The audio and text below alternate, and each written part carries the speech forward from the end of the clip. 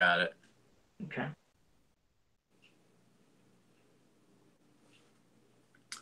Go. All right. Wait for it to say live here. Okay. Hello, everyone, and welcome to episode 116 of your Fans of Power podcast. Boy, it feels pretty good to say 116 episodes. That's a lot. It's a Yeah, lot. that's a lot. It's not a monumental number, but just we've passed the 100 mark, for 16 weeks now. But you're like, you know what, man, 116 episodes of talking about He-Man stuff. Oh, Take a definitely. Hold on. I had to turn down. I had the volume on the computer up. Now it's down, so there shouldn't be any audio problems beyond that slight little delay in my archaic feed of video. So we should be good then. Man, I was trying to paint a nice emotional moment of how far we've come, and you And I stopped, ruined it. your VHS quality feed. I had to ruin it. It always happens. Well, you can still do it. Yeah, you still got to introduce us. You haven't even. Yeah, Often I get sentimental and not angry as hell on this podcast yeah, that is rare. with your Taliban recording equipment. Yep, I had to do it. I had to ruin that moment. The one moment where Tyler can actually be nice, relaxed, cool with everybody, and then suddenly, bam! I absolutely destroyed that moment. So there you go. That's what usually All happens. But regardless, well, we realize as we're recording this, not to dead too much, but the Super Bowl is currently going. So hopefully, we'll. I feel like I had somewhere to go with that Well, statement. hey, before anything, just in case there are new people, you might as well introduce who we are because you didn't even say who we are yet. Even though most Oh yeah, people should know. well, yeah. In case you don't know who we are, and this is your first episode or whatever, but I'm Tyler Baker, and Joe Amato is the face and the red mask, the demonic red mask There you go. facing here. There And you go. if you have not figured out what this podcast is about, we make it a weekly effort to discuss everything Masters of the Universe, the entire mythology, from the cartoons, comics, toys, theories, storylines, She-Ra, New Adventures, 2000X. We don't focus on articulation of action figures and stuff like that. We focus on the meaty, in depth discussions. We talk about characters, heroes and villains, and factions and locations and wonderful stories, what ifs. I mean, we there's so much to talk about this podcast. So our mission for this podcast is just keep it alive and just enforce that there's more to He-Man than just what's currently available at a.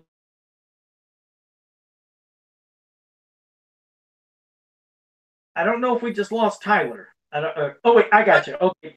For some reason you talked, and on my end you completely froze and went out, and you kind of did on the screen too. I'm watching the feedback of when it happened. So, but you're back.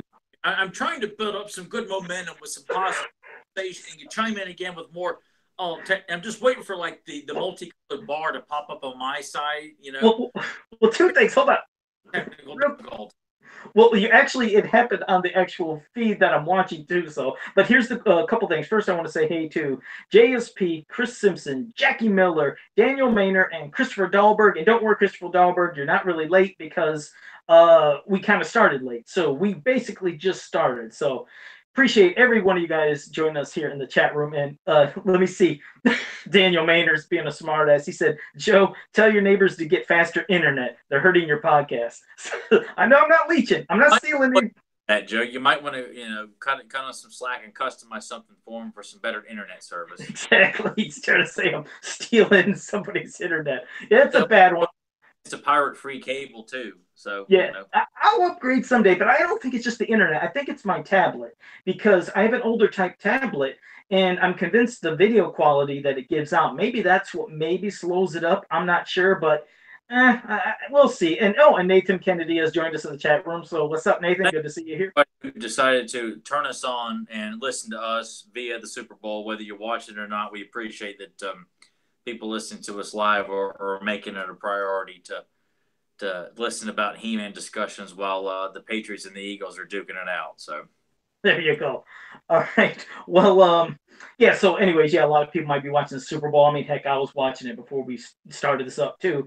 But no, yeah, we're here to talk a lot of different things. Like you said, even theories, which we're going to discuss one where I'm not saying I'm completely right. Tyler might not be right. It's just we're No, gonna what were you talking about? Then I'm going to say yes, we are right.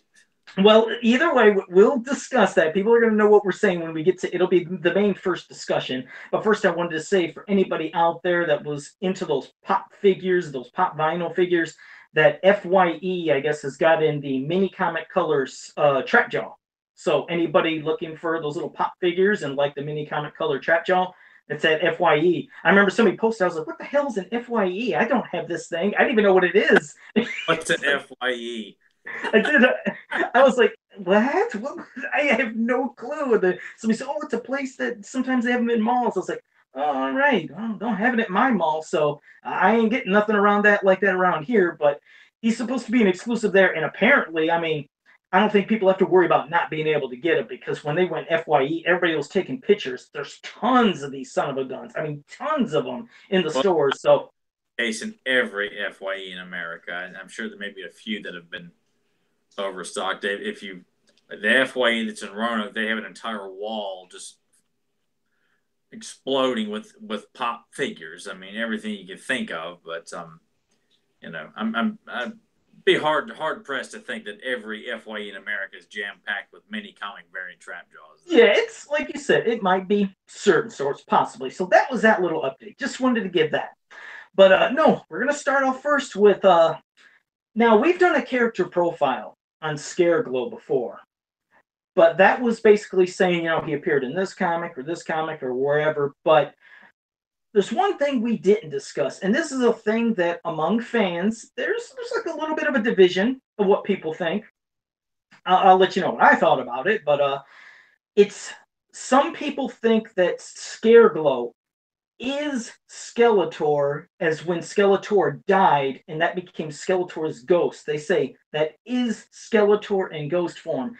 And they get this because that unfortunately how they had to do the tagline on the figure, it's confused people because it says evil ghost of Skeletor. But the same thing can be said for Faker, where it was described as evil robot of Skeletor. That's how they meant it. But when you read it a certain way, and you see him, people are going to think, hey, that Skeletor is a dead ghost. Now, I try to tell people that in all the canons that we've seen him in, meaning all the mini comics, Star Marvel comic books, even UK stories, never has it been said ever that it is Skeletor as a dead ghost. I'll get into, and we both will, of how he's been described, but because some people said, well, Joe, you got to prove to me. You're not giving me enough proof. You got to prove that ain't Skeletor's ghost. And I'm like, well, actually, you got to prove to me that it is Skeletor as a dead ghost, because besides in my opinion, a wrong way of, not a wrong way, just a describing way on the front of the package, it's got people confused. But when you see it's described as other warriors he has the same way, I'm thinking you should see what it means. I never, as a kid, ever had that figure and thought, hey, this is dead Skeletor. I was like, this is a cool ass glow in the dark skeleton warrior that can strike fear into his enemies and paralyze them. That's what I thought. But you go ahead and then we can talk about all of his origins that we've seen. I mean, it's a misunderstanding of the card back description. That's all there is to it. And yet I have no idea how in the world you got. And let's not over exaggerate. I don't know how many people still want to believe after it's been pretty well denounced that it was a simple misunderstanding. That's it. And if you are a He-Man fan and a fan of Scareglow, and here it is 2018, and you're still going by the brief 5-word description of Scareglow on the card art or the front of the package, when it's been pretty well accepted that the character is a all new evil warrior that was introduced in '87 that has no attachment to Skeletor other than being summoned from another dimension in the mini comic or like in the Star Marvel comic or various other canons. He is summoned kind of out of nowhere. You don't know where he comes from, but he is not the spirit of Skeletor. and how, and I don't know, because I don't care how many people are still holding on to it, but the simple fact is, like, it's a safe bet. The majority of the fans understand that it's just a misunderstanding. There is no argument to it. Why do you want to argue about it? And why would you think it's something that you must defend? You know, it's not like, that's like trying to, I'm trying to come up with another idea of, like, no, that's just, well, or it's not the best example, but saying the He-Man movie was a flop. Like, when Joe and I figured out why it didn't make as much money, but it did make money, but people still knowing that will go, oh no, the movie was a dud, didn't make any money, even after Joe and I have also clarified that the movie was making money and was pulled from theaters due to bankruptcy issues. People will hear that and still say, "Oh no, it was flop. Didn't make any money. It was no good." But you still want to sit there and say that Scareglow is the ghost of Skeletor, like his spirit. It makes no sense why anybody would continue to carry a flag for something that has been disproven. Yeah, because I mean, to give the examples of everything that we've seen, as for story wise when we were growing up, depending on where you lived, but as for the mini comic, he's summoned from, yes, space and time, another dimension with Ninjor. So right there, it is said he's summoned from somewhere else. It never said, "I am going to summon my dead spirit from the future." This was never said in any form. So first, there's that one. Then there's the Star Marvel one, where he says he's going to have Scareglow help him because he's worked with him in the past, and he tries to trick people with him thinking that's his evil double or whatever. But still, again, there, it never said, "This is my dead ghost from the future." And then the other one, where it was a UK story, Skeletor had what you could call, basically, it looked like a round Rubik's Cube, if you want to say it. And with this round Rubik's Cube item, he was able to summon Ninjor, and also he wanted to create, he said, somebody in his image, and he created Scareglow. But he said he created him in his image. But again, he didn't say it was his dead ghost or anything, but that was another thing. Just to look like him, look like a skeleton. But otherwise, when I had this figure, when I read the mini comic, the Star comic, I was like, this is a really cool. I mean, it's a glow in the dark figure, but it's a character that strikes fear into his enemies. And also, if this was Skeletor, why in God's name would you say, okay, now let's ditch the Havoc staff, give him a scythe or a staff, and give him a cape, and just give him weapons that have nothing to do with what Skeletor was? Why wouldn't he had a glowing Havoc staff and still had some of, like, his crossbone armor and a cape? Like, why ditch that? Why give this? Why give that? It's like, the reason is it's a completely different character. I never, as a kid, once thought this is Skeletor. Yes, you could say, oh, it's a skeleton and a skeleton, but I mean, God, there's tons of skeletons within, fiction and history and anything that you can think of. There's a lot of skeleton characters or warriors. Why can't there just be one that does this and then there's Skeletor? But yeah, I never got it. I never understood that when people think just because that tagline in the front, that was just interpreted maybe a different way. Well, if they're going to follow that, then they must follow that in the He-Man and the Power Sword mini comic, that Stratos is clearly seen with Evil Warriors. Oh, well, I guess Stratos is a villain. And that Filmation and all the other various books and canons all got it wrong, because in this one mini comic, I've chosen to believe that Stratos has and will always be a villain, even though there is no, it was just strictly a goof. And if you are a scholar of He-Man history, you know that this toy line cartoon series from the beginning has made changes as it's going. It's everything has been improvisation. By the time they create it and get it out to us, there's been so many changes from conception to prototype to the final look. Same thing with the cartoon, where you know Lizard Man looked a completely different way, and then it eventually kind of led to how Whiplash looked, and we got Lizard Man. You can go to James E. Talk's YouTube channel to find out more about that tidbit. There has been constant alterations to these characters, and that clearly, it's just a it's bad wording, and that is it. And for fans, if you want to believe that Clawful is really the redheaded stepchild cousin, former roommate of Prince Adam, because of you want to believe that, okay, well, then you know what? I guess you have that opinion to believe that Clawful is somehow related to Prince Adam because you saw some really bad, uh, I don't know, Yugoslavian mini comic that depicted them as evil cousins, and no one knows about it except you. Okay, fine, whatever. Point being is that look, it's whoever argues this, they need to be the ones trying to prove it, not the other way around. Which was my example. No, you're right. If you want to believe that Scareglow is the ghost of Skeletor because you just hold on to this little bit of information on the card art, then they need to be the ones trying to prove the majority wrong. Oh no, you're right, because that's what I agree. I mean, believe me, I'm open for believing different things. If, like you said, see, the thing is, we've proved. Not one of those. This is not one of those things where, you know what, I can kind of see where they're coming from. No, that's what I mean, and that's what I mean. You're right, because what we've given has been all the proof that it's not in any story did they ever say that this was Skeletor as a dead ghost. Now, if that would have been in a story, if Skeletor would have said, I am now going to summon from the future my dead spirit, and he is Scareglow. If that would have said something in a mini comic, I'm like, okay, you got a point. But that has never happened. So until they show me that, no, Scareglow. Even in the later years, when the 2000X comic book was going on, the Power of Fear comic book that features Scareglow, if the people who put together that book, Val and Emiliano, then I think they didn't take to that either.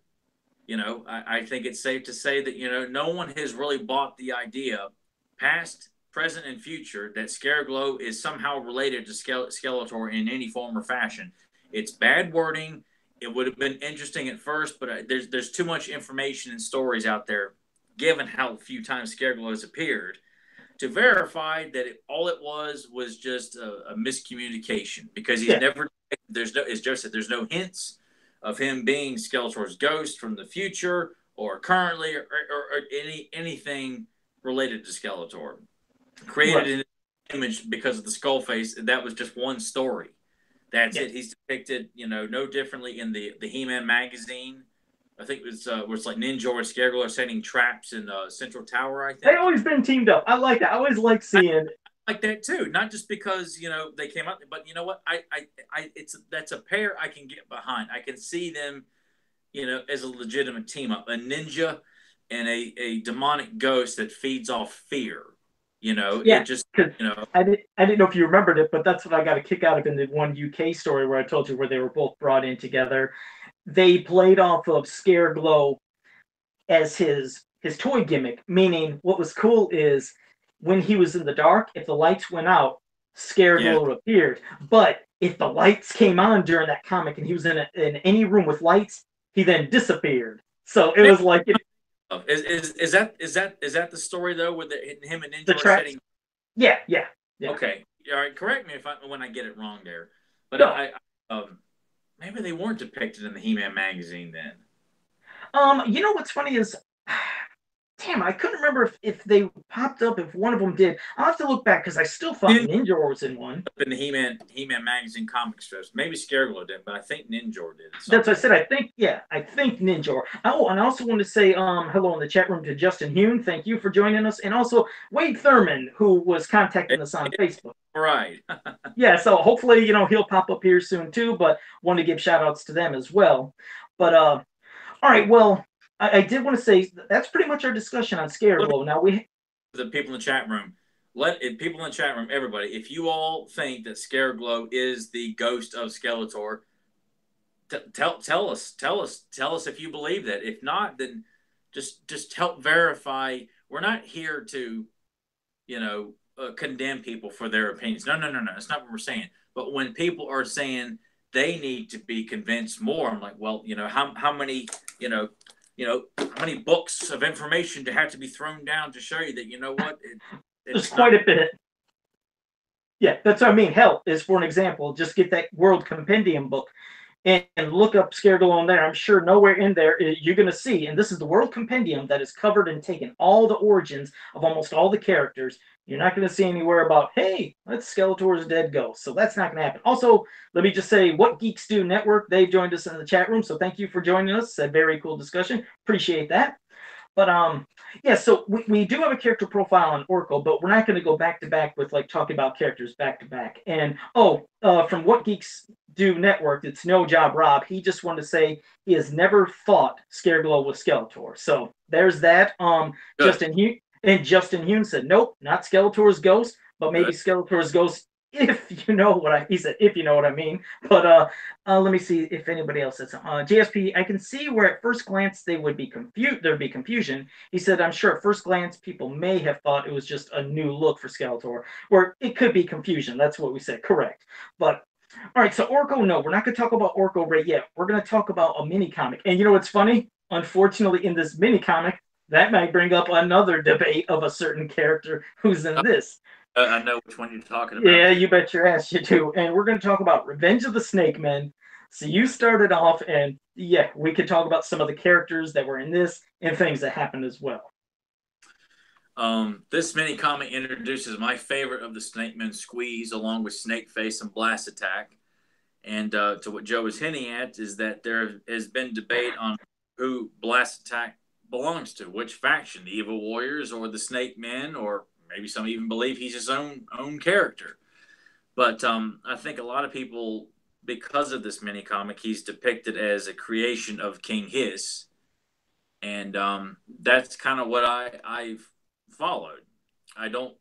He's appeared as kind of a neutral / evil warrior to Skeletor in Star Marvel Comics. I think issue number 9, along with Faker and Ninjor and Scareglow and Clanchamp are all featured in that comic book. But but to me, the Star Marvel Comics are not the best example because they also depict Squeeze as a member of the Horde in issue 9 or 10. And he flies like Superman too. I always thought it was crazy. If you're I'm sorry, the wrong character. Scareglow flies like Superman. Yeah, Scareglow. Yeah, he was flying like Superman. So I was like, Yeah, that's why I'm like, you know what?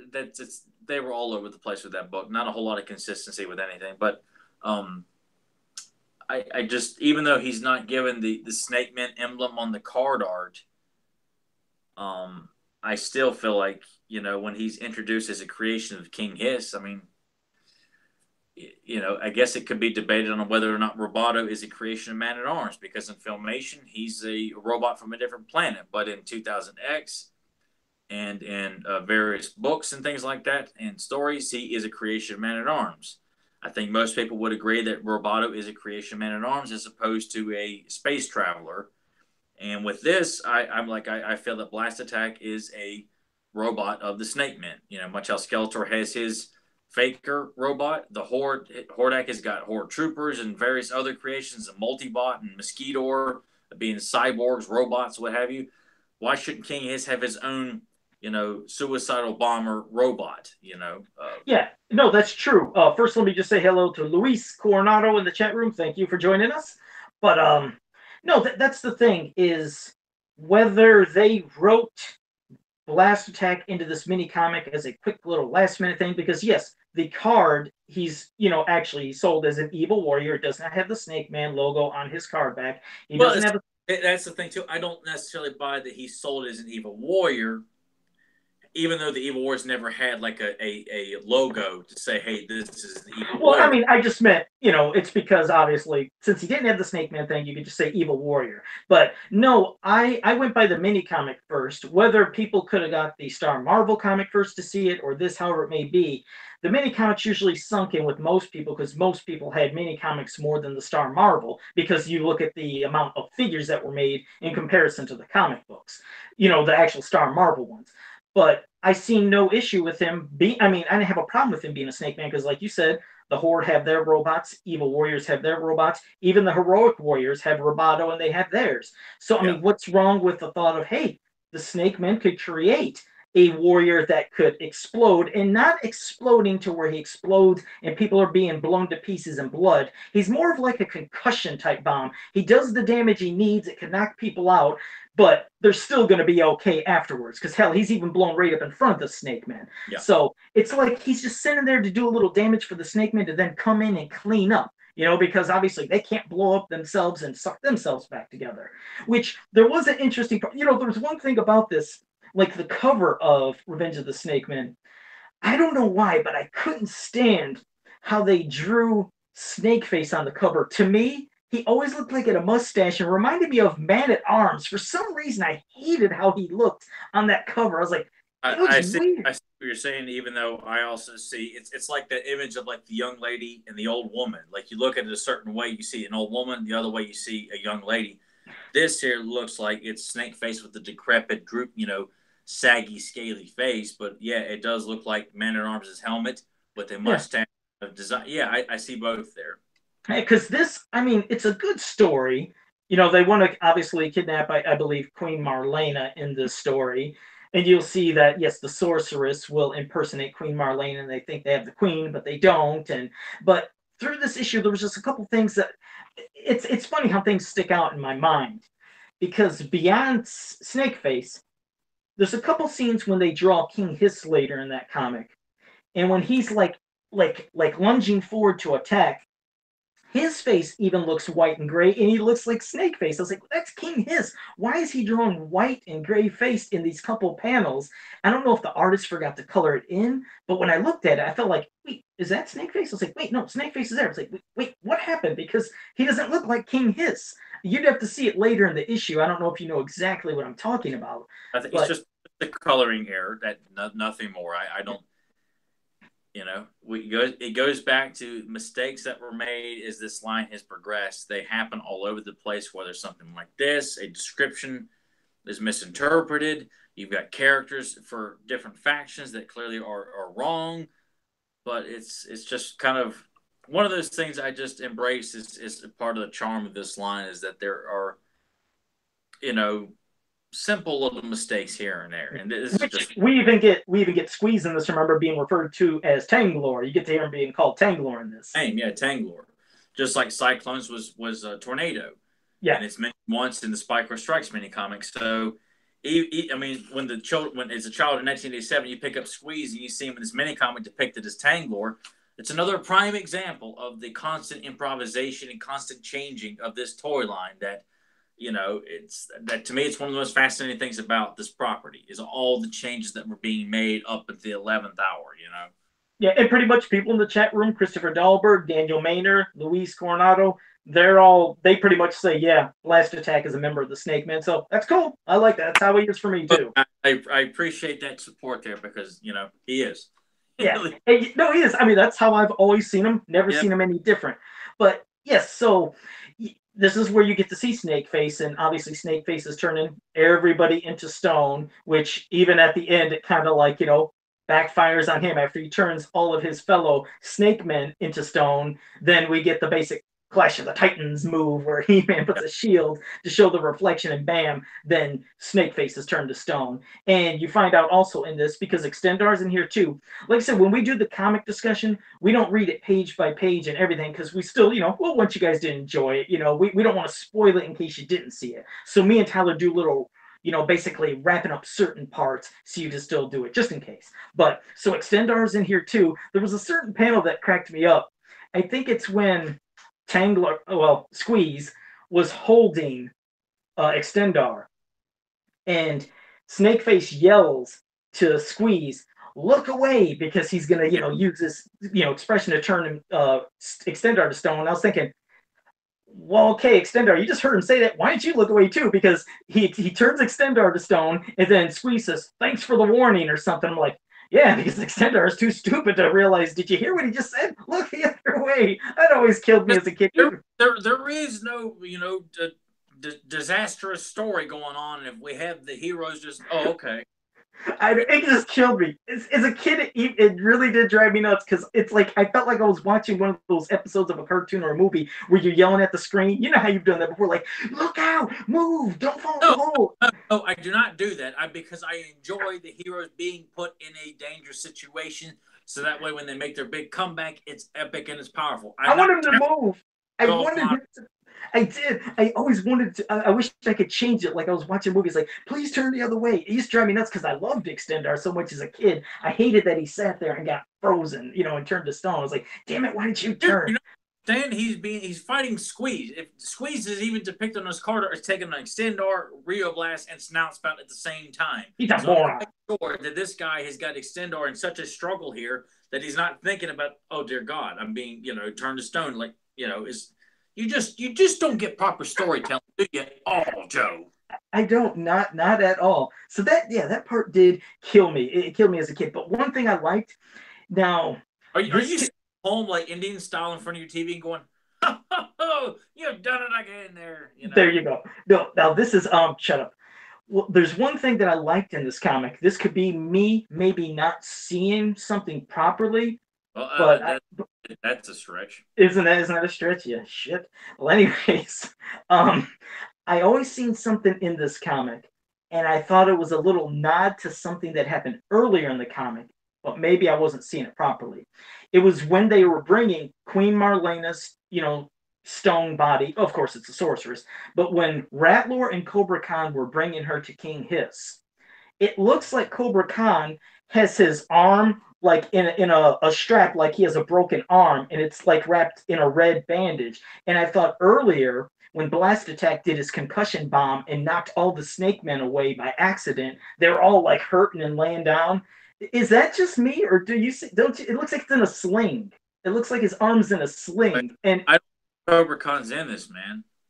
well, who's the green sucker Tongue, that tongue lasher colored green. Well, well, that's the thing. You had Ratlord too, and Yes, he's tongue lasher. Look. I mean, look. I got multiple pictures. Look on towards the very end when He-Man crashes into well. Wait, Viper. hold on though. Wait, hold on, Tyler. Clearly, Feel this real quick. You know that tongue lasher, or wait. You think? Wait, who do you think is next to? You said you think that's tongue lasher. I'm looking in the big book here, the Dark Horse book here. Okay, you're looking at page 5, correct? Mm. Because the thing is, he's got furry trunks, and it just he's Well, green. the second page here when he's being brought in with Ratlore, that's clearly tongue lasher. The shape of his face, the shape of his feet, and then of course I'm looking at 1, 2, 3, 4, 5, 6, 7, 8. Page 8. When they're all around King Hiss sitting on his throne, all having goblets of wine, there's Tongue Lasher, colored green, right next to Ratlord. You see Squeeze's arm, Snake faces Oh, in the okay. Well, either way, whether it's Tongue Lasher or Cobra Khan, whoever it was that was green, listen. Do we gonna have another debate over this too? This No, is no. gonna be no debates over mistakes. Listen. Well, no. Okay. Tongue Lasher, Rattler, whoever Tongue Lasher or Cobra Khan green. All I'm saying is that a sling he's got his arm in? Because that's what I thought was kind of cool. What are you looking at? Page 5, where he's standing right next to Queen Marlena's stone. There is page 5. I'm using the book. The big book? Look, I got page 5 of the big book. Look, I got it too. The big monster. Page 5 of the. Wait. Hold it right there. Okay. That's tongue lasher.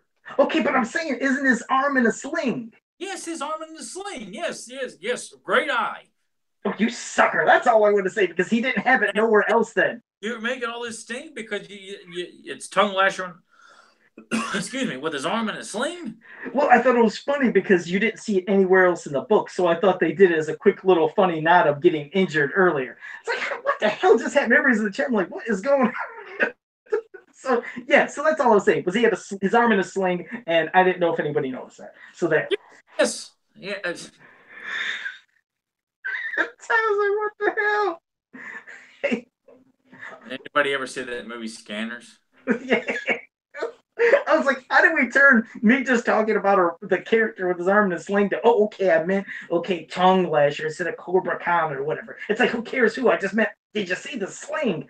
I think I'm going to choke myself with this scarf. I think Yeah, that's what I'm going to do. go Or I'm ahead, going to put it in sling. good couple of 3 or 4 40 times and just hang it up there and just it'll be like an airplane. When I'm done talking, I look over ahead of me and I see like Joe's feet just kind of dangling in front of me. There you go. So, and welcome Adam Gabbard in the chat room. Good to see you too. I don't know what Luis Coronado said, but he retracted one of his message or something. So I don't know what happened. I don't know. Maybe he thought we were insane. But Oh, well, yeah, that's that saying.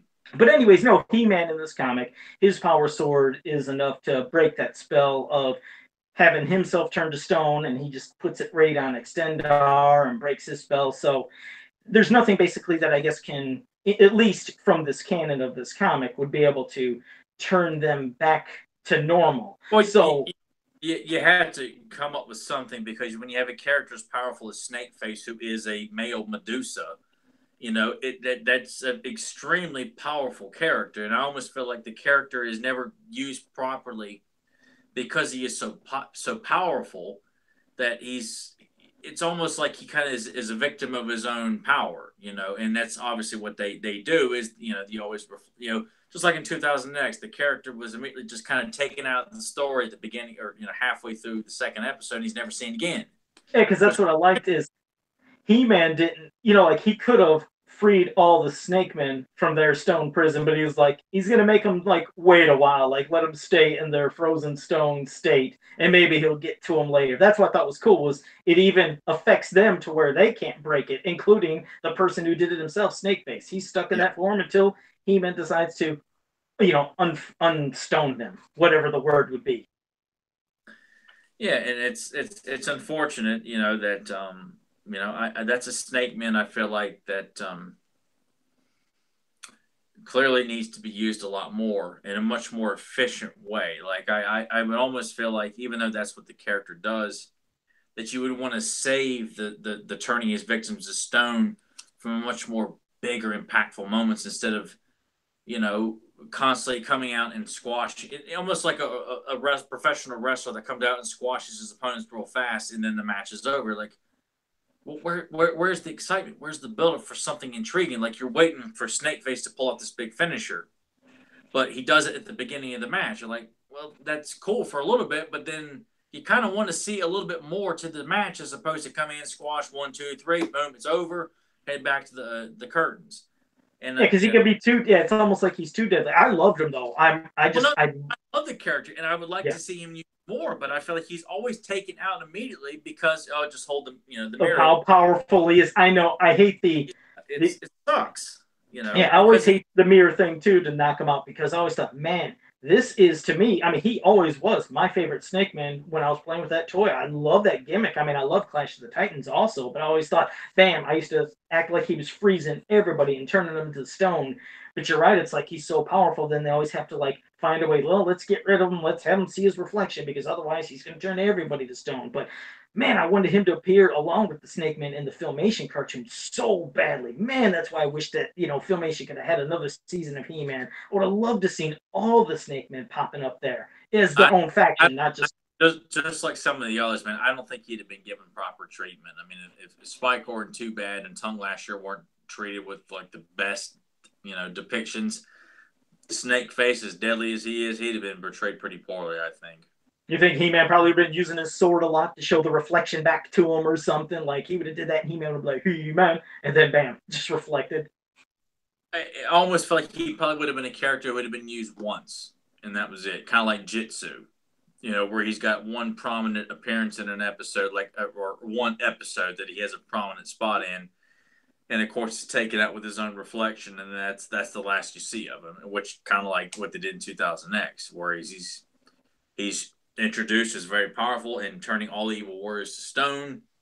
Second episode, He-Man, confronts him, holds the shield up, or the reflection, the sword, excuse me, and turns him to stone. He's out of action, and you see him in the attorney in prison, and in later episodes. Yeah, that's sucks for Snakeface fans because he got used and taken out pretty quick. Yeah, I hated that he got dismissed just like that because, man, you seen he was so powerful, and like you said, he had Merman turned to stone. And then you seen when Merman got shattered, and that's when the whole world was like, When I thought that was the character that was going to die. Like, because they said someone is going to die in season 2, and I thought it was Merman. I'm like, oh my God, like, Merman's dead. And I thought that was so ballsy. And then the second episode, they bring him back to life. Like, man, you know, just like, dude, don't, if you're going to do it, do it. Don't have, don't wimp out and decide, oh, well, we're actually not going to kill him off. It's like a bad wrestling storyline, it was shocking though. I mean, that was the thought of Merman being killed was very shocking. And then, like you said, the way he's brought back. But what I liked, the one thing I did like about how it was done was it was showing how powerful and bad Skeletor was, like with the snap of his fingers or whatever he did. He like brought Merman back like nothing. Like, oh, that undermines the impression of the Snake Men, though. Like, you introduce them, then you have to maintain that same level of villain. You can't have them undermined like that when they come in and wipe out the evil warriors really quickly. Okay, you establish them as an even bigger threat than the evil warriors. You have to stick with that. You cannot come in and just like with I've always associated Rise of the Snake Men Part 1 and 2 as bad or a good and bad execution of a wrestling heel. You come in, you have a wrestling heel that comes in, squashes, and devastates his opponents, and then will beat like an upper mid card guy with in a good match, but somehow he subdues and takes him out. But then you've got Super Saiyan that comes in and squashes him, doesn't sell any of the moves or anything like that, and then boom, the heel is finished. How do you take the heel seriously now when everything that built him up so good has just been crushed and squashed by Super Cena? It's prime examples when Mark Mero got power or body slammed or power bomb by Sable, and Stone Cold Steve Austin sees. I'm like, how the hell am I supposed to have a legitimate match with this guy when he's being power bombed by a woman? Logically, he's not going to be a threat to me. I can't main event with this guy. You've ruined it. Yeah, so that's I see that. Well, that's we've done that discussion. Yeah. Yeah, that's a whole nother discussion. Yeah, wrestling has that whole bunch. Wanted to say one thing. Jackie Miller said something on a side note in the chat room. Said, on a funny note, the Family Guy mobile game has unlockable Masters of the Universe characters. She-Ra was last week, He-Man this week. So, well, that's kind of cool, Jackie. Thanks for letting me know. I get a kick out of Family Guy. I know they had a mobile game, but for those listening, if you have the Family Guy mobile game, at least you know there's unlockable characters. I'm going to check that out, or you have to screenshot it. I always get intrigued by seeing stuff like that, especially seeing how Family Guy has done a lot of things with He-Man in its episodes. I know Tyler hates Family Guy, but I like my Family Guy.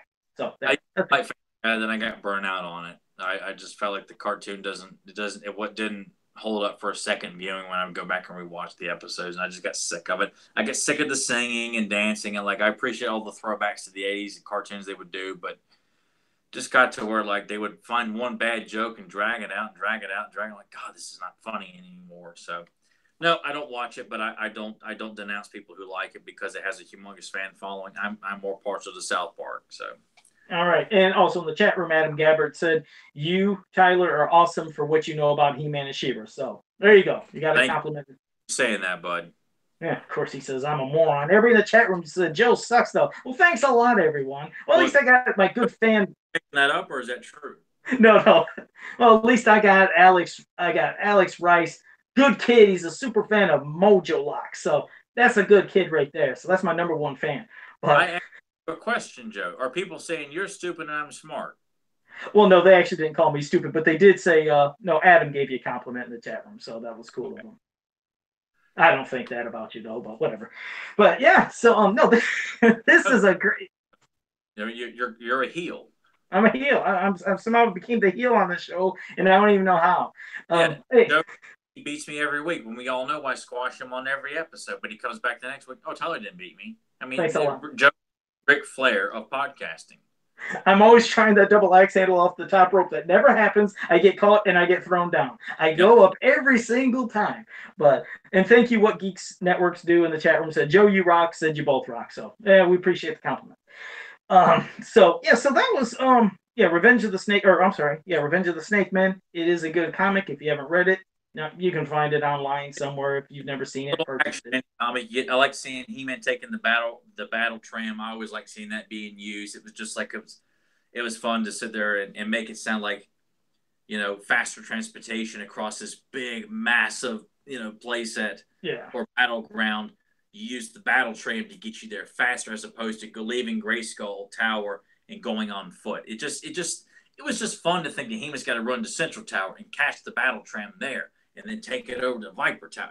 I just love seeing use of the battle tram, which we also in battles and stuff like that. Yeah, because this was one where, I mean, you got a taste of, the Eternia Towers. You got Grayskull Tower, Viper Tower, but this one, I don't at all in this at all. Yeah. Like that, pretty cool. Everything is like you get to see a little bit more of the interior of Grayskull Tower. Imagination shows you is it being a lot bigger. Plus, we get to see a snippets of Stridors outside Grayskull Tower too. That was cool. But I think the only one that wasn't really depicted in the inside this time was Central Tower. Correct? They didn't really give any coverage of that. No, everything is Viper Tower and Grayskull Tower, which is pretty interesting considering Central Tower is pretty much where all the big battles take place. But in this, the Snake Men have taken refuge in, which is not necessarily, you almost would want to say would have been their original home, or was Snake Mountain, since they were kind of buried, or King Hiss was buried down, deep within Snake Mountain. He would definitely know about Viper Tower, yeah. Yeah, where it's like almost during that time that was kind of like their headquarters. Then maybe they kind of or as like a temporary. Hell, I don't know. I feel like we can always go back and discuss again the Eternia of the Three Towers. Like I just felt like there was so much more to be discussed than what we did before. Yeah, I love seeing them anytime it popped up. Anytime there was reference, because that's just my favorite playset of all time. So I loved anytime Eternia was referenced in any of these comics. Oh, yeah. No, I mean, that's just goes to show you just how vast and rich this is. I mean, you could have... I mean, there's been so many endless stories about Grayskull and Snake Mountain. And you could have just as many about fighting over the Eternia Three Towers. I mean, from Chaos going in Grayskull Tower, Chaos in Central, Chaos... I'll tell you what I don't remember ever seeing, and I could absolutely be wrong, is I don't think anything with the moat in front of Central Tower was ever really shown. Meaning, yeah, because we know as the play set, bam, the arms can grab you, the jaws can lock down, but there's that moat that surrounds Eternia, the Central Tower. And as a kid, I loved taking those cans of slime from the slime pit and filling my moat up with slime and having the warriors get stuck and like creatures were supposed to be coming out and grabbing. I had such a blast with that moat, and it's a shame. Yeah, I don't think I've seen anything about the moat.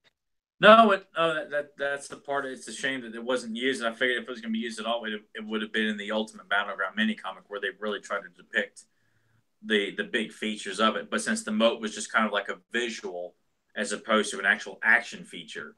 Did you ever see what the moat looks like, when it's nothing in there? Did you ever see that for Central Tower? It's so hard to find actual shots of everything about Central Tower. I know I looked at it on He-Man.org and seen a couple of good shots of it, but it's like bones and stuff, isn't it?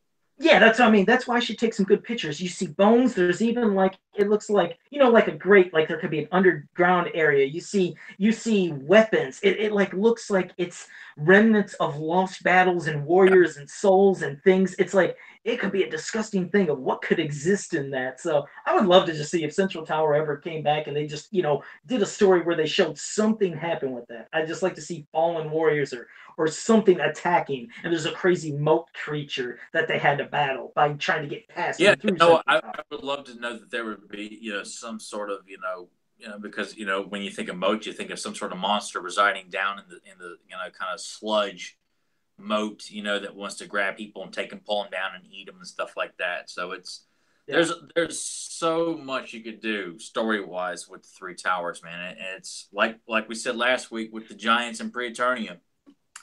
So many great ideas that have unfortunately not been utilized to their full potential. And that just keeps me and Joe going here of like ideas and stuff. And, yeah, just theories. It's always fun. God willing, someone will come along and decide, what, we're going to revitalize and revolutionize this property and make more and more great stories with beautiful artwork and not have an agenda and come up with creative characters because, I want my character in here and stuff like that and force them on people, Sir Laserlot. I hope one day we get to see a lot more done with Central Tower. It would be great. No, it would. It'd be great. So, well, that's our discussion on that, which was a cool side rant. But now we're going to discuss a character which I get so mad when people put him down, and this is how some people refer in certain groups, which annoys me. They say that Orko is the Scrappy Doo and Snarf of Masters of the Universe. And even those characters I love. It's like, why are you putting down Snarf? Why are you putting down Scrappy Doo? But they say Orko is just kind of, he's a joke. He's for kids. He's worthless. Why did they have him? I never liked him. I loved Orko, but I'll pass it to you and then we can discuss Orko and a lot of his different interpretations through different cartoons and of course comics and stuff. Maybe his powers, his look, whatever it may be. I'm gonna make this very clear here. The vast majority of the flagship characters of He-Man, especially in the cartoon sense, Orko was really prominent in the cartoon. I think most people will just kind of associate him with the cartoon, even though he showed up in a lot more canons and media.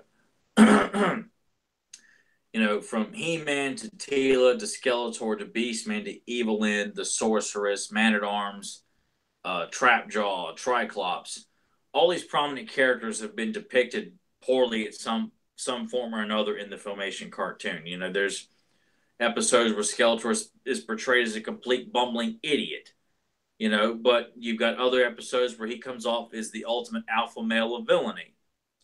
And Orko is no exception to that. Orko, when written properly and correctly and treated with dignity, is a very important, very likable, lovable, and enjoyable character that deserves to be in that inner circle of people who know Prince Adam's secret identity. I always go to Disappearing Act. That is a prime example of an episode that I've talked to with Joe before. It never gets discussed a lot. We will do a commentary for it someday or an episode discussion. Just how, good-hearted and likable Orko is in that episode of feeling awful for doing what he did and accidentally not taking Prince Adam's sword and transporting it back to Eternity's past by accident with his magic spell that got out of control. He genuinely feels bad. He's depicted as just I don't know. It comes off as very whole and genuine the way he's depicted in that. His portrayal in Diamond Red Disappearance, Dawn of Dragoon, Disappearing Dragons, where he comes in contact with Granomir for the first time. There's so many great examples of Orko being portrayed as a very cool character. And if people are going to sit there and say the cliche, he's depicted as silly and obnoxious with no examples, because like with so many things, you just go along with what everybody else is saying in this group. This group, they all think Orko's silly and stupid, just like Snarf and Scrappy Doo and whatever. I'm like, okay, do you have some examples of what you mean by that? Well, maybe he was kind of like the kid getting in trouble and stuff. So you have no examples. No, not really. I'm just kind of saying what everyone else is saying because I'm lazy about that. Every character has been portrayed not to the best. Orko is just like that as well.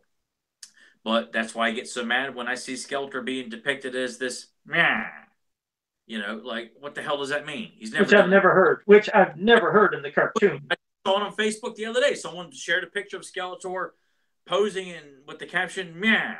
And that's the thing I bring up. I always say, give me an example when he's actually said MYAH and said meow. I was like, I don't think I've ever heard that in the Filmation cartoon. Ever. No, anywhere. I don't know where the hell, some hipster guy thought it was cute and funny to sit there and slap this caption because that's probably what in his mind. He said all the time in the He-Man cartoon. It's really funny, man. Hey, man, pass that over. And he takes a big hit of that, and we're gonna put it on posters and T-shirts. It'd be great, man. He takes another hit of it too. And sure the heck caught on. That's the sad thing. That caught on and makes Skeletor into this goofy joke time too. On the internet anywhere, on Google or Facebook or Twitter or something, not see Skeletor being depicted in a very silly manner with that caption. And then you got your general audience, oh man, yeah, this is funny, man, he's stupid skeleton villain from that cartoon from the 80s with the guy with the furry trunks. And just to talk about Orko then, to kind of go back to Orko. Yes, let's not get off track here. Well, I was going to say, at least for one thing, I think there's more love for Orko because right here in the chat room, Jackie Miller and Christopher Dahlberg and a lot of people are saying, yeah, they loved Orko. I think the consensus, jeez, I can't even say the word, is that people do like him. And I guess one of my big examples is, you think about the '87 movie.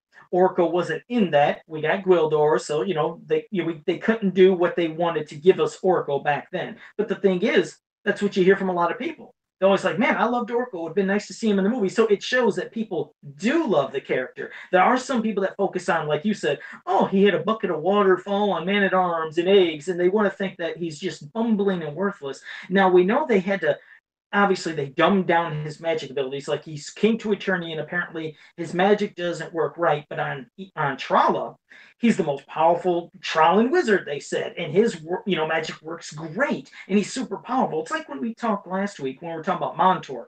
Montork came here, and his magic he could still control it. So maybe it isn't as much as it being really messed up. Just maybe with Montork's age and time to craft his magic, he's had more time to perfect it. So when he had his change to a different world and came to Eternia, he could still control his magic, which makes you think within time, I'm sure Orko could have did that on his other planets too. But I always wondered, see, I wished it could have been more because, I loved watching Evelyn, do her magic spells. You like seeing Skeletor do it. And it was cool with the sorceress. But I've always said the sorceress is limited to Castle Grayskull. So the heroic warriors have nobody that's a magic user except Orko. And I was like, I always wanted more things for him to do, but then that wouldn't have gave us a lot of situations that you see where, people are in a pickle. And of course Orko maybe could have did something to really prevent things from happening, but then you wouldn't get, like you said, a lot of the stories and situations. Given that with the proper writing, Orko, Creatures from the Tar Swamp is a prime example of that. There's not an example or time in that episode where he's depicted as a lame court gesture. Was that when he got his amulet back from the back of that creature, the one that had his power? That episode is just depicted as Orko as a very strong, prominent character who becomes fixated with a beautiful woman, which, as a young boy watching that, I am too. No, I get it. Orko, when you're being rejected by a woman to your face. And real quick though, and that is the one where he got his amulet back, right? The one that he lost when he came to Eternia. Tar Swamp, where he used to help rescue Adam and Cringer, it is stuck on the track back. Yeah, so that was like one thing that was supposed to be giving him his magic back because that's what he had, and then he controlled his magic better. And well, yeah, I mean, no, I did like that. And then when it came around to when MYP was, for some reason, the voice of that Orko annoyed me because it sounded like it was for me. I was like, man, he reminds me of Urkel. Yeah. Oh, they did. Okay, yeah, it's like it reminded me of Urkel, and it just seemed like then they might have hammed him up of purposely messing up more. The Mike Young production, they didn't know how to write Orko. It's like they were trying to copy what they did in Filmation, but they just still made him, not a very likable character. The voice acting was very obnoxious. It wasn't flattering to the character. Now, not that every episode depicted Orko as, oh God, but it's overall it was not as likable as the Filmation depiction. And granted, when the 2002 cartoon came out, I had just gotten around to seeing, the rest of the He-Man episodes I had never seen. And I'm still looking at Filmation Orko. I'm like, God, they did a really good job with him in certain episodes. And I watched 2000X. I'm like, man, I like the character, like the new look and everything, but he's just not that likable. He just comes off as more obnoxious because of the voice. The voice comes off as very whiny and high pitched and just not. And he's not given a whole lot of redeeming stories, where yes, he is the court gesture. Let's put it out there. He is not initially depicted as this great, powerful wizard. That comes along with Filmation's writing of trying to flesh out the character. Robbie London's the one that did that too, where in Dawn of Dragoon, where he decides, back in Trala, Orko's magic is a lot stronger. Here on Eternia, it's not as strong. It does work. However, I do feel like that's just a plot device to kind of amp up the dangers or to kind of build up Orko's big epic moments when it doesn't work, but somehow it works more at the end. Or in this episode, it's just better if this writer writes it as Orko has, stronger magic in this episode. Like in Orko's Missing Magic, where his magic gets trapped inside the Gronk and it ends up on Omiro. Orko can't do magic at all. It's just it's all plot device. Obviously, when Joe had just mentioned too, with Montor showing up on Eternia, there's no mention that a Tron who ends up on Eternia, their magic suffers. It strictly comes off as something that was written for Orko, and that if you want to carry that on, you can. But there's not enough continuity from characters from Tron. Like Driel shows up. There's no mention in Driel's return that when she comes to help Orko stop Clawful and Trapjaw, that there's no mention that her magic or Orko's magic are weakened in this episode either. It's strictly just the constant changing of the writing in every episode. Every writer's got an idea of how Orko should be depicted. Yeah, because no, you're absolutely right, and that's why I'd wish that with again hypotheticals, if a cartoon never came back or however they bring Orko back, I pray that they wouldn't do like you said with what MYP did. MYP did, I think, what they think fans thought of Orko, of being bumbling and goofy and maybe just that annoying little character, and went a little too far with it. I want to see Orko whenever he comes back. What the hell is wrong with just having a cool little flying magician? That's powerful. He's a magician. Let him do stuff. Let him have time to shine. Don't have him be somebody that's just like there for the kids. Let him be a cool magician. There's absolutely nothing wrong with that. I like that. Let him have a battle with Evelyn. How bizarre would that be to see? It'd be cool to see her using her power, Orko using his magic. Just because he's little doesn't mean he's not powerful. Let him show. Let him be a bad character. You know what I mean? That's what I'd love to see. Yeah, I mean, I really like him to have been written, and if we in a new cartoon or whatever, is a very likable character, not obnoxious, but you like what he has to say. You appreciate, like, I mean, obviously he's also someone that Adam can confide in with Orko because Orko is aware of a secret identity. So Orko is in that small circle of the importance of what He-Man really means, and that's what makes it so much more interesting, is that the character that you would least likely think would know about the identity of He-Man and Adam is Orko, and he understands the severities of that, or just it's. Well, think of that. Think of okay, in MYP, they tried to give us a reason of how Orko is one of the people that knows the secret because it was right. See, and that's what I'm getting at. They kind of made it look like, oh, it was an accident. Well, I guess he knows now, and make sure you keep it a secret.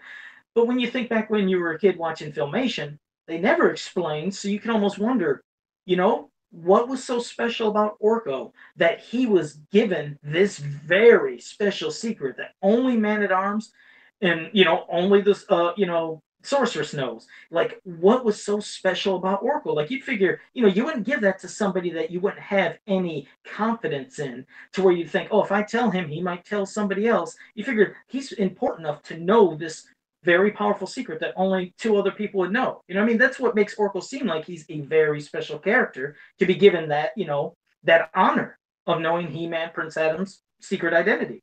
Plus, when you look at, and MYP did pay homage to this, with Larry DiTellio's Lessons episode, but you look at Creatures of the Tar Swamp, he's brought Orko's transport to Eternia when Adam is a boy, and he's trapped there.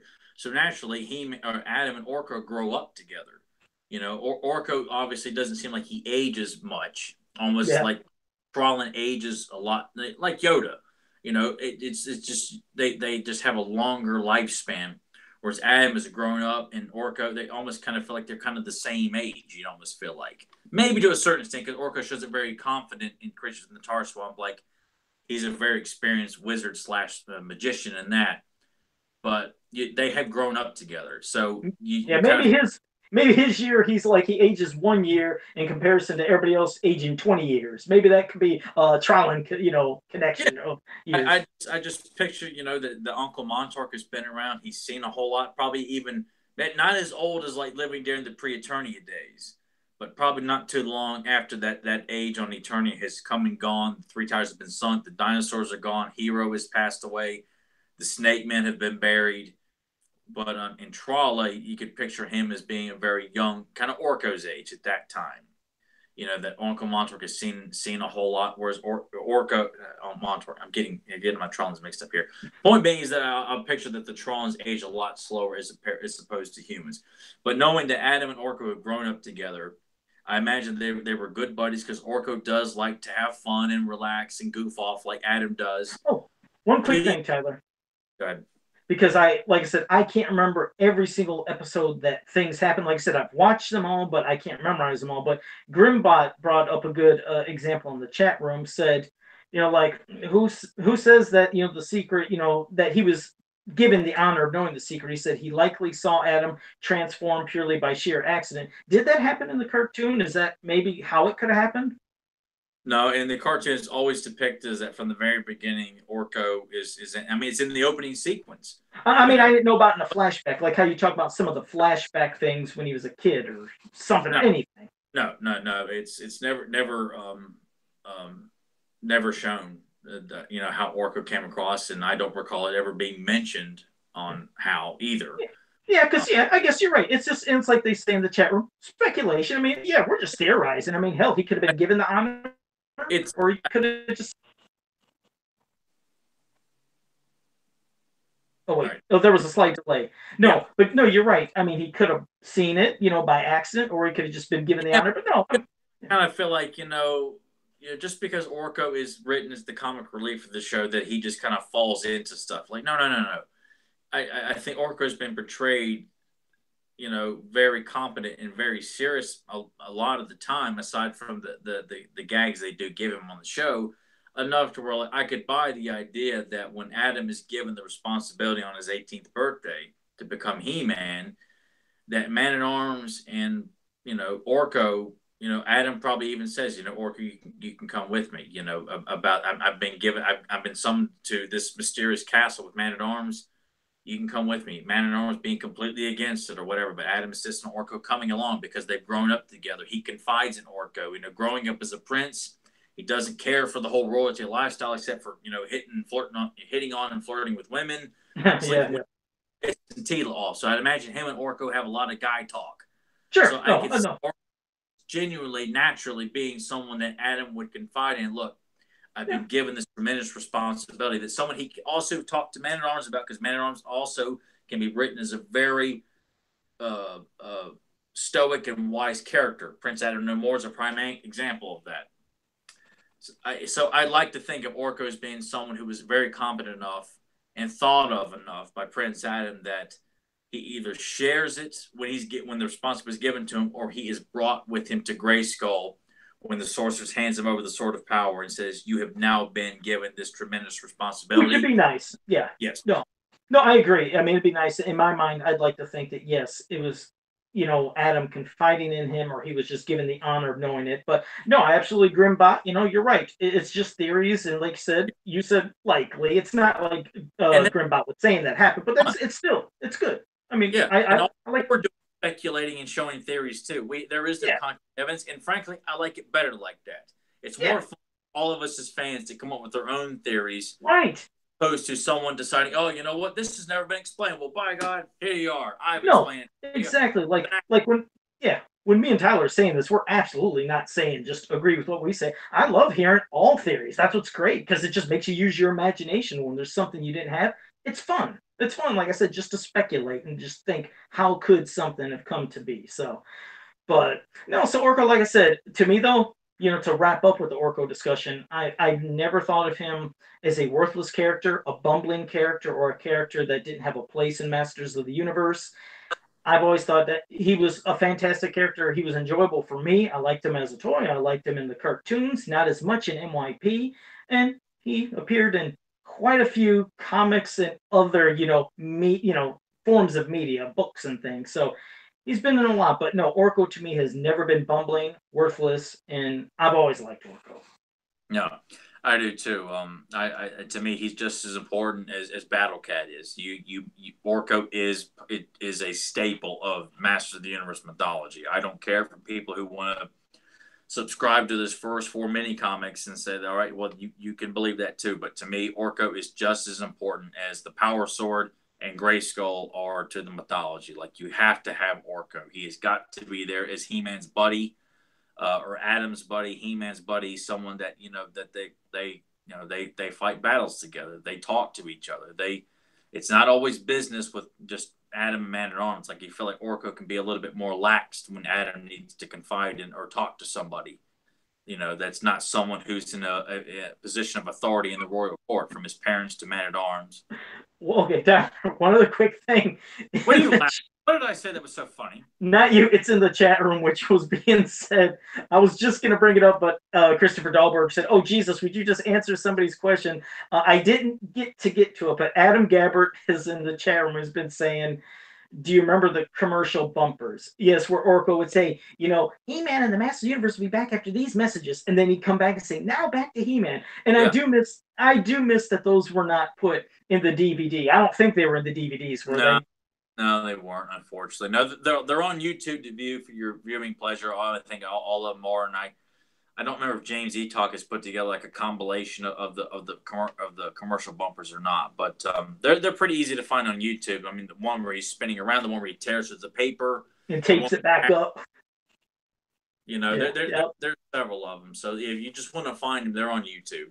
Yeah, just type Orko bumpers, and I think that's all you need to do on YouTube, and it'll pop up, because a lot of people probably forgot about them. Maybe some people never even seen them, but I do like the bumpers. I remember that every time. I always remember I'd be in the other room. Like, what's weird is it was like him letting go take a break. Like when he'd say, we'll be back after these messages, I'd run into the kitchen. I'd try to get something to drink. I'd get a couple little snacks. And as I'm in the other room, I might hear, and now back to He-Man. I was like, oh, shoot. I'm trying to grab my stuff and run back into the front room. So I like that. It gave you a little break. It gave you like that few seconds break to get your ass sitting down and watching the cartoon. So yeah, I missed those. So thanks, Adam, for bringing it up. And Christopher, thanks for making sure I did bring that up. I was going to do it, but Christopher said that, so I had to get it done quick. But all right. Well, Tyler, that's pretty much been our episode. So I didn't know if you had anything to wrap it up with first. First, I want to say, any information with your mom and the rocks, painted rocks, any updates to that? Talked to her about it on Thursday, I think it was. And that there was a demand for it, and she just now started getting back into painting her rocks. So I think now that she's back on track with painting, I'm going to stay on her again this week. And like, all right, can we get one of those rocks done for this week? So okay. I'll see her on Tuesday, and I'll ask her if she's still game to do it, and because I showed her images of what I wanted done. Okay. So and she's game to do it. I think it's just kind of getting her cracked down to, okay, do this, just one. Let's get that done, and we'll go from there. Because she was flattered to know that you wanted to do them as a giveaway on the podcast. So and heck, the first one she did was Orko. So there you go. So how about that? Hey, maybe get her to that. If you could just do one more Orko, just to kind of get the ball rolling, to give away on the podcast. Be happy with that, right? Oh, yeah, and real quick, I want to say to Grimbot in the chat room, he said, Joe, you should get that beta tape finally transferred. He said the bumpers ought to be on it. I can't remember, because here's the thing. I got that. Any of the home video, maybe beta did, but all the VHS tapes had no bumpers. That's what I mean, yeah, because again, as a kid, I never rented the beta or VHS tapes, but I just came across this kind of like old, rare, weird kind of like beta thing from Filmation. And I wonder if it might exist on it, but my beta player, I got to get some of those hookups for the back so I can make it work. Because first I want to view it, and then if it happened to have it, and plus I'd love to see the video quality. I appreciate the old quality of those tapes. I would like to get that converted onto a DVD. I think it'd be fantastic. So I'll try Grimbot. I'll see what I can do. And now back to you, Tom. Sorry about that. Oh God, what am I, Orko now? And now back to you. And now back to Tyler and Fans of Power. Let's see what the hell happened. I haven't done a recommendation in a while, but since we're talking about Orko, if you're listening to this and you've heard people bash the character and things like that, check out Dawn of Dragoon, Disappearing Act, Disappearing Dragons, Driel's Return, Creatures from the Tar Swamp. There's 5 episodes right there off the top of my head that depict Orko, and Return of Orko's Uncle, which we did in the last episode. So 6 episodes that all depict Orko as a very competent and likable character. So if you're listening to this and you like to follow the leader of people saying the character's stupid and silly and obnoxious and blah blah blah, then all right, take the time to at least view one of those episodes and have it shown to you that Orko is not depicted as much as everyone says he's depicted in that manner. If that makes sense. I'm using proper grammar. No, one quick thing Christopher wanted me to talk about in the chat room. He said, "What about when Orko was evil?" And I know that Star Marvel issue. That's when he got that pendant. That Yeah. yeah, it turned him whacked out evil. And on the cover, it looked like he could have killed Hordak. So I know he was struggling with that within that comic. I can't remember which issue it was. God, it was issue. I think 8? No. it was. I think it was issue 9 or 10. Oh, was 9. it? It was further. Issue 9, and he's also depicted like that in the Shard of Darkness.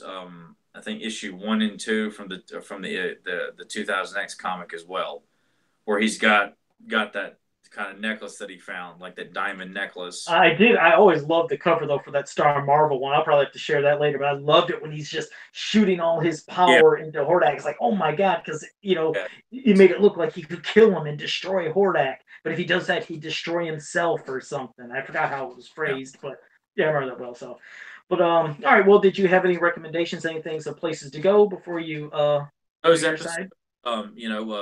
Check out Joe's Customs and Pop Culture Network, of course. Go to He-Man.org to get a lot of library information about the various characters and things like that. I post links for the episodes on the He-Man.org forums, the YouTube link, and then eventually the audio link. I post that. Check out Axel Jimenez's artwork. Check out Kevin Sharp's artwork. Both guys do commissions, beautiful artwork. Check out James E. Talk's YouTube channel on YouTube. With great trivia videos he's put together with fun facts of Lizardman and Chakotay and all kinds of fun little tidbits of information as well. And I think it's about all I got for this week. Okay.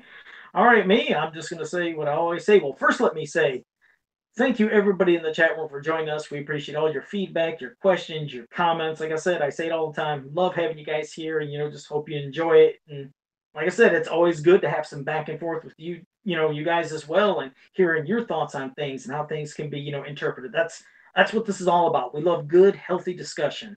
I'm never going to yell at you. And has got a suggestion for Joe and I to talk about in a future episode. Contact Joe. Contact me. Leave it on one of our Facebook posts. If you want us to talk about something, an idea, a thought, character, we encourage the involvement. That's why we have the chat room, is we want people involved. They need to help dictate what we talk about on the show as well. So anybody listening, you got an idea, throw it to one of us, and we'll get it on the next episode as well. Exactly. So we always appreciate it. So, not just people in the chat room, but people who listen to this, you want us to talk about something, contact us. Yeah, one way or another, let us know. So, well, I can always tell you where to go. You can go to fansofpower.com, go to popculturenetwork.com, go to hemanworld.com, and on Facebook, go to Masters of the Universe He-Man and She-Ra Ultimate Fan Group. All great places, all great people. So until next time, have a powerful day. That is strength, boy. That is power. The strength and power of flesh. What is steel compared to the hand that wields it? Oh, boy. This has got to be Conan. That's Conan. No, Conan. No. Excalibur? Shoot. Right. Wait, you didn't tell me. I said Conan, and then you took it away when he was a little boy. You didn't just stay confident with it. Well, yeah. I thought it was when he was talking to the boy, correct? I mean, when he was younger, right? When he was a boy, he was showing him the supposed to do when they capture Conan at the temple and they beat the hell out of him. Hey, I got the part wrong. I commit suicide.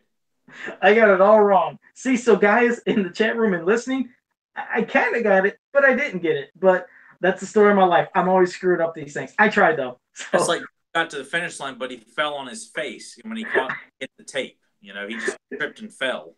I won, but I didn't win. Yeah, exactly. It's like I almost crossed that finish line with a perfect stride and confidence, but it didn't happen. I ran, I was like, yay, and then fell on my face. I crossed, but what the heck. Yeah. All right. Well, again, thanks you for joining. See you guys next week.